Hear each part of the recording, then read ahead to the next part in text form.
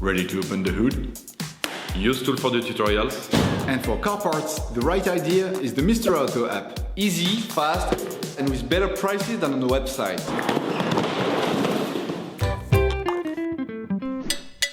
You will find the TRW inner and outer tie rods used in the video through the link in the description. Turn your engine off and pull up the handbrake. To be able to change the inner and outer tie rods on your vehicle, you must lift the front of the car and remove the wheels to gain complete access to the steering system. Loosen the stud bolts on the front wheels.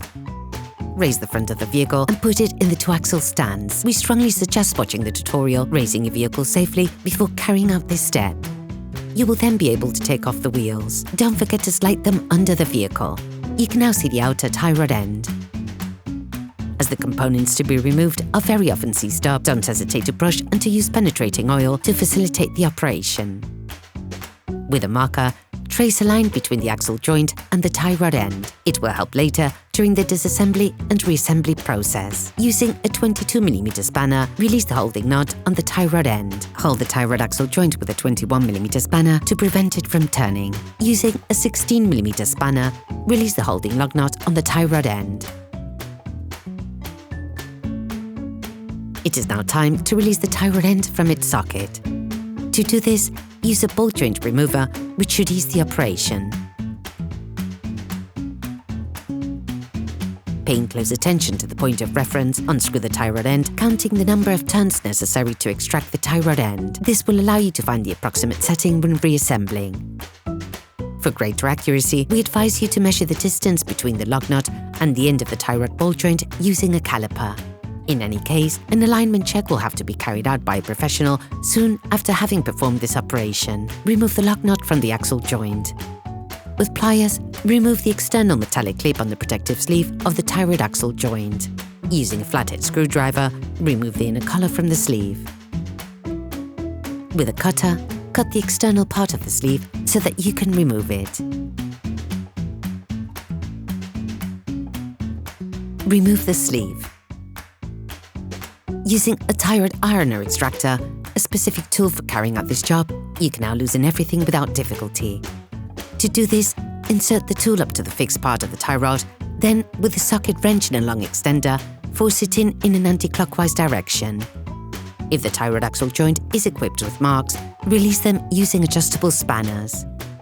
Hi, it's Theo from UseTool. I hope this video has helped you a lot in your car maintenance. We will be super grateful if you could spread the word so that we can produce even more tutorials. Simply give us a like, a comment, and hit that subscribe button. It really helps us boost the channel and help the whole community. Thanks a lot and have a great one. You will find the TRW parts and products used in the video in the link in the description. Take the new axle joint and unscrew the lock nut provided with it.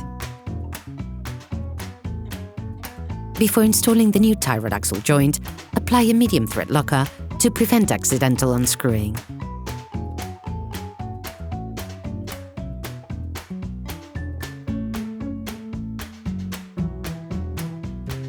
Still using the same tool or using an adjustable spanner, block the tie rod axle joint, but in a clockwise direction this time. Finish off the tightening with a Torx wrench. Then remove the tool. Now fit the new sleeve and pre-install the colour supplied in the kit onto it.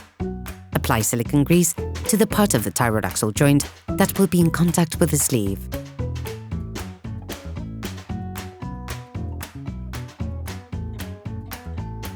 To make it easier to place the sleeve into its slot, you can turn the wheel so that the sleeve is easier to thread into its slot. You can now crimp the collar with a special tool or with pliers. Then, put the external clip in place. Screw the lock nut back on until the distance measured with a caliper is reached. Take the new tie rod end.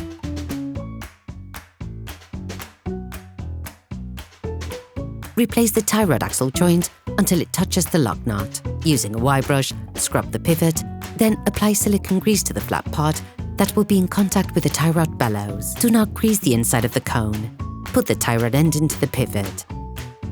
Reinstall the nut supplied with the new part and tighten it using a 17mm spanner, a ratchet and a Torx T30 bit.